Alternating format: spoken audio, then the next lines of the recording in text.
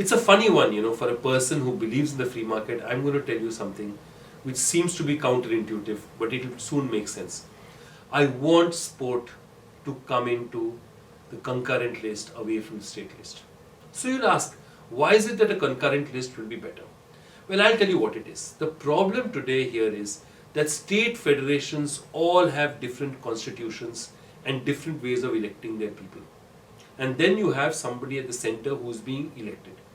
Now you have a sports code which is trying to be put into place, but it's only for people at the center.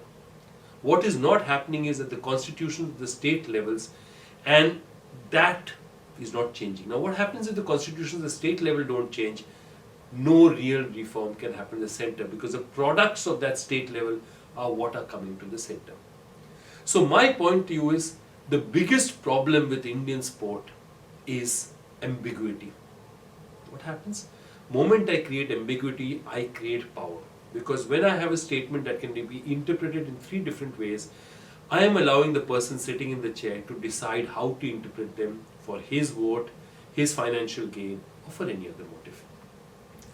If we put sport on the concurrent list and we have a uniform uniform sports code that is extremely strong and with as little ambiguity as possible, we have a situation where we might be able to make the people who run our sports accountable and create a system where they have to operate completely within the rules offered to them.